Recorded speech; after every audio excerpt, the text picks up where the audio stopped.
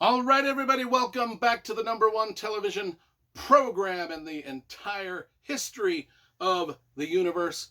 And I am Brian Lee Durfee, author of The Forgetting Moon, The Blackest Heart, and The Lonesome Crown. All three books published by Simon & Schuster's Saga Press. Now, today I am going to be reviewing Fearless by Jack Campbell. This is book number 2 in his Lost Fleet series of space opera adventure books. I reviewed book number 1 earlier this year, and it is called Dauntless.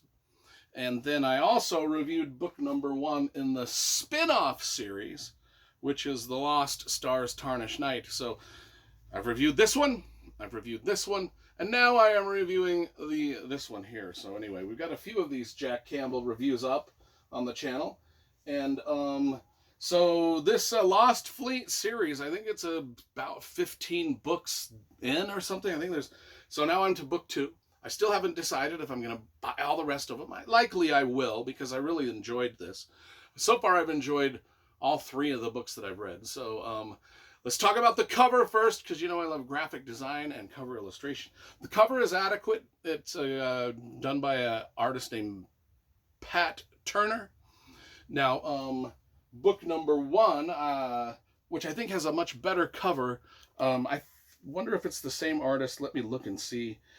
I don't have any idea. It doesn't even say. Pat Turner. Yes, it's the same artist. Did both covers.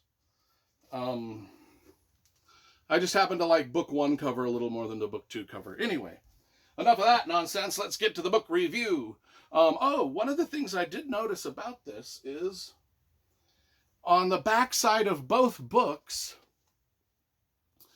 there are these little screws. I noticed. I don't know why there's these little screws here. Like, I don't know what's going on with that. If anybody knows why there's little screws, you know, they've painted little screws. I don't get it. Don't understand. Is it on this one? No, it's not on that one. Anyway, that's weird. I don't know why I noticed that or why I even gave a shit, but I pointed it out to you. And that's something. Black Jack Geary. It's what these books are about. He is a guy who has returned from the dead. These books are spectacularly written, fun written space opera adventures. I would compare them to like Battlestar Galactica a little bit. So Black Jack Geary in book 1, he's a hero of the universe. He's a famous battle leader who left a very big legacy behind when he died. However, he didn't die. He was just sort of floating in space in you know, a cryogenic freeze or something in a space capsule, and they thawed him out, and now he's back. He's back, and they all worship him. They worship him because he was such a hero, and now he's back and alive again.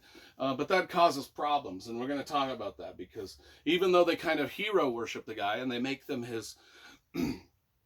they kind of deem him as the leader of their battle stuff, because he's such a legend.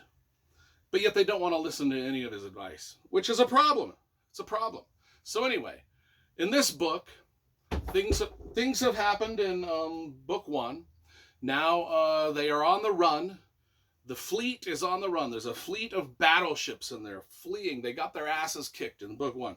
Now they're fleeing through the universe, and Black Jack Geary's in control of this. He is the leader of this pack of sort of fleeing ships. Like I really compare this to Battlestar Galactica, because in Battlestar Galactica there's fleeing ships and they're all going.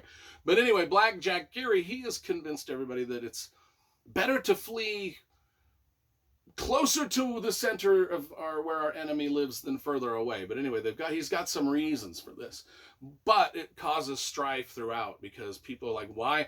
We're trying to get away from these people. Why are we fleeing? Why are we traveling further into their space? Why are we going further into the areas and galaxies that they are in control of? We should be getting out.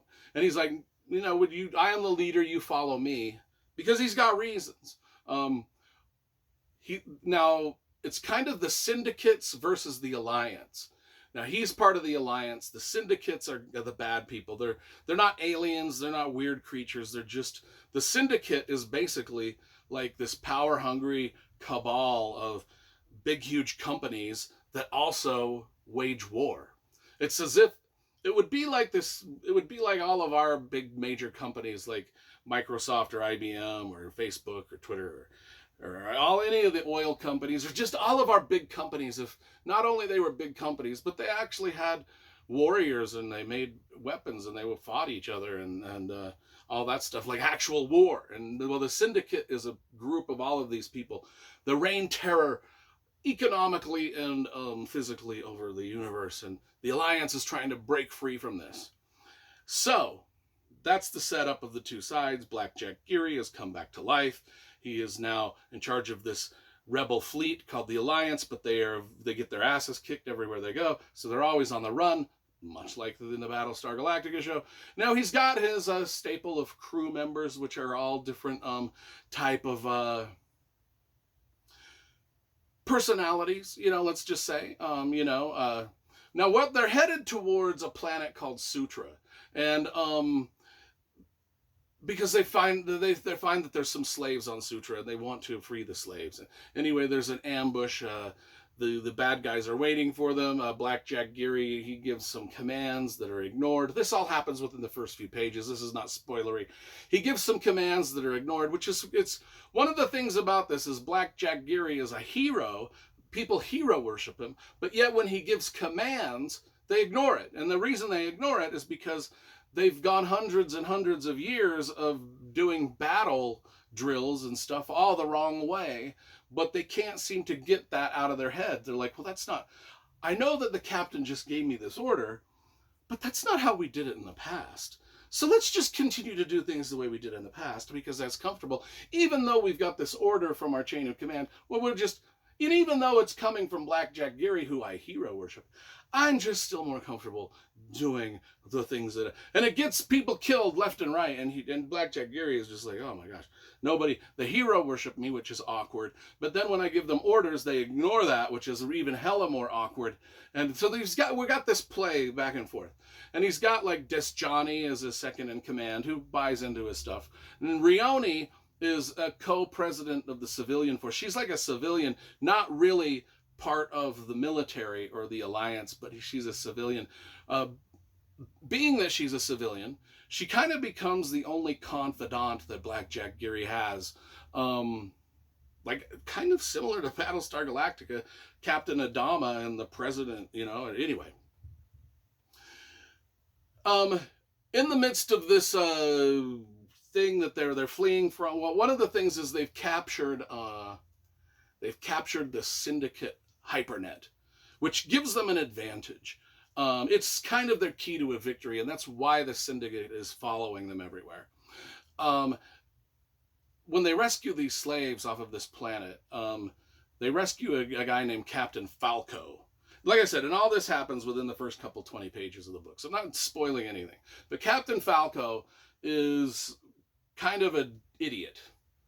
An arrogant idiot, and and Geary faces the challenge. Not only is he facing challenges of leadership in general, but now this Captain Falco, who he's just rescued from slavery, thinks that he should be the captain. Falco thinks he should be. I'm smarter than you. I don't care if you're Black Jack Geary, I'm smarter than you. And Black Jack Geary has to deal with this guy who's really become sort of the antagonist. And Black Jack Geary sort of has to enact some harsh discipline within the ranks just to get things going the way. And all the time this fleet of battleships is moving into enemy territory, and who the basic themes of this book are who will he trust, who will trust him, how far can he go with the discipline of these people, these people, and the antagonists and the people that want to, they hero worship him, but they want to usurp his throne. Anyway, it's just a lot of stuff going on, and it's just fun. Not only that, but there's a lot of space action adventure. It's just dope. I really like these books, actually. I'm probably going to get the rest of the series. I think it's cool. Book number 1 and 2 were pretty cool. I'm going to give this a good 8.5 out of 10. It's a damn good book.